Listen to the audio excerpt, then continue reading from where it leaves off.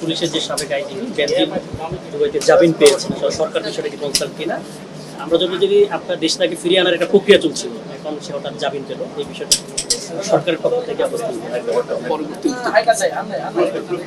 বেনজির ইস্যুতে আমি গতকালকেই কথা বলেছি, বিকেলের দিকে আমি রাজশাহীতে ছিলাম, ওইখানেই সাংবাদিকরা প্রশ্ন করেছিলেন। আমি তার ঘন্টা খানেক আগে জানতে পেরেছি গতকালকে যে ইউএই আদালতে তাকে শর্ত সাপেক্ষে বেইল দেওয়া হয়েছে, যাতে ইউএই ছাড়তে না পারে, দেশ ত্যাগ করতে না পারে এই শর্তে। তা আমরা বিষয়টা জানার পরে আমাদের নিয়োজিত যে ল ফার্ম আছে তাদেরকে বিষয়টা জানিয়েছি। আর ইউএই অ্যাম্বাসেডরের সাথে আমাদের সচিব মহোদয় কথা বলেছেন, পররাষ্ট্র মন্ত্রণালয় আছে কি কি শর্তে তাকে জামিন দেওয়া হয়েছে। ইউএই না ছাড়ার শর্ত একটা শুনেছি, অন্যান্য শর্ত কি আছে সেটা সার্টিফাইড কপি তোলার জন্য আমরা অনুরোধ করেছি। আর আমাদের যে ল ফার্ম নিয়োজিত আছে তার বিষয়ে রিপেট্রিয়েশনের জন্য যা যা কাগজপত্র আমরা পাঠাই সেগুলো ওখানে আদালতে সাবমিট করার জন্য সেই ল ফার্মকে আমরা অনুরোধ করেছি যেন ইমিডিয়েটলি তার জামিন বাতিলের ব্যবস্থা করে তারা আদালতে পিটিশন দায়ের করে। রথযাত্রা এবং উল্টো রথযাত্রা এই দুইটাকে আমরা নিরাপদ করার জন্য সমন্বিত প্রয়াস নিয়েছিলাম। আমাদের আইন শৃঙ্খলা রক্ষাকারী বাহিনী, গোয়েন্দা সংস্থা সমূহ খুব সমন্বিত প্রচেষ্টা নিয়েছিল, কোনো অসুবিধা হয় নাই এবং শান্তিপূর্ণভাবে সেটা অনুষ্ঠিত হয়েছে। তবে দুর্ভাগ্যজনকভাবে উল্টো রথযাত্রার দিনে কমলাপুরের ওদিকে, মতিঝিলের ওদিকে একটা মেট্রো রেলের ফিডারের নিচে একটা বোমা সদৃশ্য জিনিস পাওয়া যায়, একটা ছাতার মধ্যে।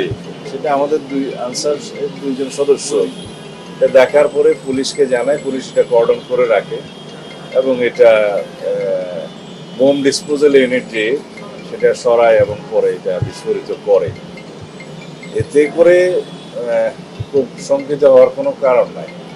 কোনো পক্ষ হয়তো চেষ্টা করেছিল যে সাম্প্রদায়িক সম্প্রীতি বিনষ্টের কোনো কিছু করা যায় কিনা, তারা হয়তো চেষ্টা করেছিল। আমরা সেটা সেভাবে দেখেছি এবং একটা তদন্ত পরিচালনা করছি আমরা, এর পিছনে কারা আছে ফাইন্ড আউট করার জন্য। এরপরে আশুলিয়াতে আরেকটা এরকম বোমা সদৃশ্য জিনিস পাওয়া গিয়েছে, যে একটা ব্যাগ রেখে গেছে একজন দুষ্কৃতকারী, পরে সেটা একই কায়দায় উদ্ধার করে আমরা বিস্ফোরিত করেছি। এই ঘটনাগুলোর যোগসূত্র আছে কিনা সেটা তদন্ত করতে বলেছি আমরা, তদন্ত পরিচালিত হচ্ছে।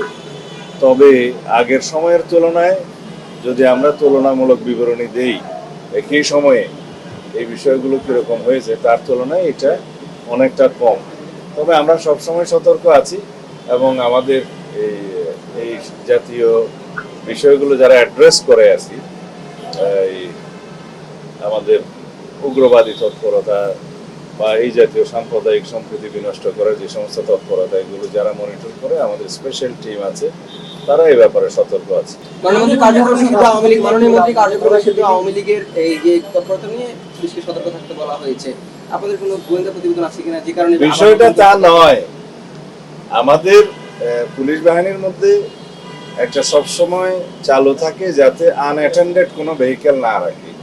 টিমের পুরুষ সদস্য যেন একসাথে চা না খেতে যায়, টিমের পুরুষ সদস্য যেন গাড়ি রেখে সবাই যেন একটু বিশ্রাম না করে, কেউ না কেউ গাড়িতে অ্যাটেন্ড করবে, সব জায়গায় যাতে সতর্ক অবস্থান করে। এটা নর্মাল প্র্যাকটিস, এটাকে অন্যভাবে নেওয়ার কোনো কারণ নেই। রাষ্ট্রপতি নিয়ে অনেক আলোচনা হচ্ছে, আপনাদের বড় একটা মিটিং হয়েছে স্থায়ী কমিটির, কবে নাগাদ বাংলাদেশের নতুন রাষ্ট্রপতি আসলে আওয়াজ যেতে পারে, আলোচনা আছে কিনা? নির্বাচন কমিশনের সাথে যোগাযোগ করেন।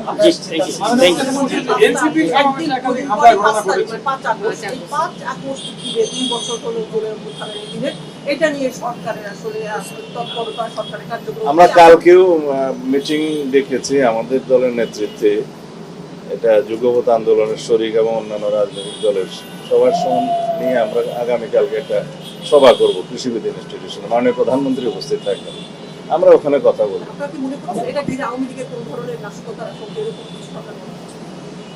আওয়ামী লীগের এত মরদ আছে বলে তো আমার মনে হয় না। একে তো নিষিদ্ধ ঘোষিত দল, মাফিয়া শক্তি, তারা মাঝে মধ্যে বিদেশ থেকে উকি ঝুঁকি দিচ্ছে, এর বেশি তৎপরতা দেখি না।